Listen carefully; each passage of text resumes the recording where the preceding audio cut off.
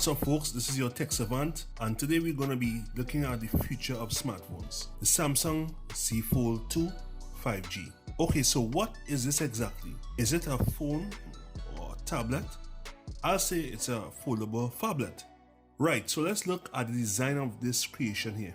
The build quality of this is premium, no doubt about it. This hinge is what keeps this thing together. This is certainly a great engineering achievement, and even Samsung says so themselves. The hinge mechanism also has an internal bristle layer that helps keep dust and other stuff from getting in there. The hinge itself doesn't feel loose. It feels tight but not stiff when folding. The hinge also comes with an additional software bonus called Flex Mode. We'll talk about that in a bit. In its folded state, we have a narrow cover display that's 60Hz and 6.23 inches. And when unfolded, we have a foldable dynamic AMOLED 2X 120Hz HDR10 plus 7.6 inch display. Whew, that's a mouthful. To the back, we have a Gorilla Glass 6 with a beautiful frosted matte finish and a triple camera system. When folded, this is a thick boy and does have some weight to it. But then again, we have gotten so used to thinner phone designs, and given that its form factor is nothing resembling the norm, it still manages to fit comfortably in your pocket.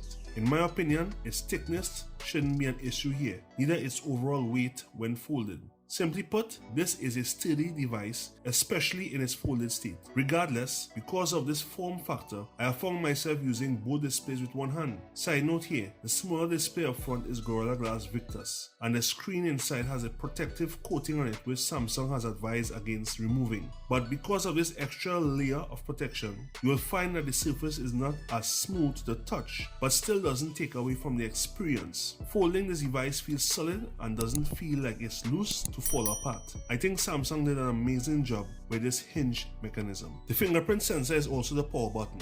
I think this placement makes sense since you can basically unlock the device with one hand, and yes, the fingerprint sensor upon testing is very fast and reliable. Let's talk a little more about the displays. The main attraction here is the foldable 7.6-inch 120Hz AMOLED panel, which doesn't disappoint in its performance. Typing and multitasking is easier because of the larger display footprint. Remember, this is essentially a phablet. Samsung really thought of their consumers in that regard.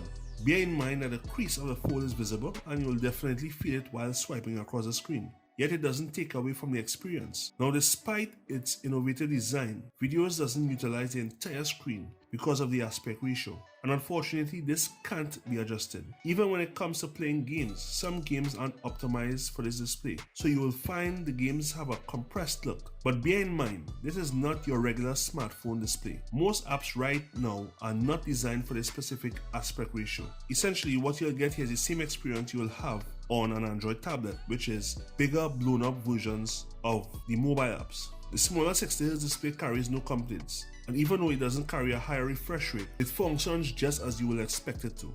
In my opinion, I think this narrow panel is good for keeping prying eyes away from your device when close to others. Right, so we have talked about the hardware. Let's talk about the software experience here, because I think Samsung has done an excellent and unique job with this unique device. You can pretty much do anything on the smaller display that you can do on the bigger display. This device offers continuity.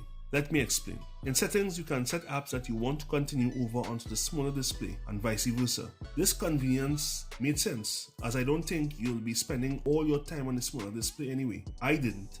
Then there's Flex Mode. It allows the Fold to have two semi-independent displays, like having two separate monitors. As mentioned before, with this hinge mechanism, Flex Mode automatically activates for selected apps, which is specifically called Flex View. This can be used for taking notes, viewing content, and even taking selfies as well. The list of third-party software support is growing, and I'm really amazed at how Samsung's UI was designed to adapt to this form, and its possibilities are endless.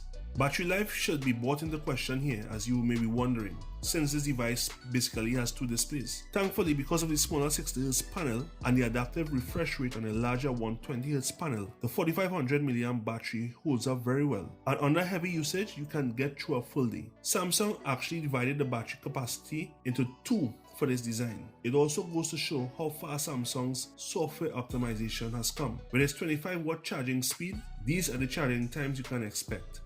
The Z Fold 2 can also wireless charge at 11 watts, and reverse wireless charging is here as well.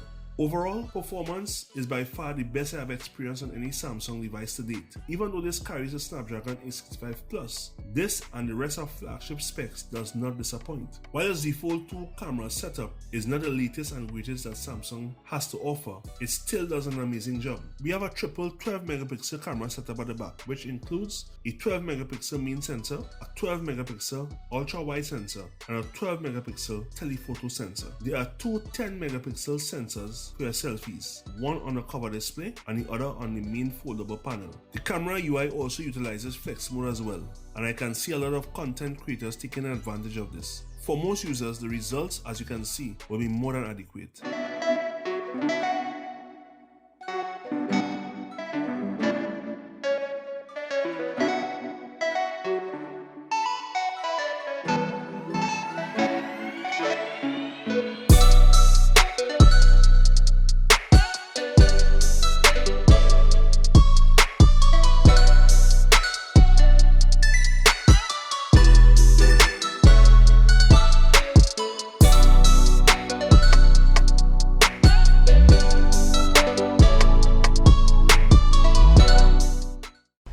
Alright folks, this is how the front-facing camera looks on the Samsung Galaxy Z Fold 2 5G.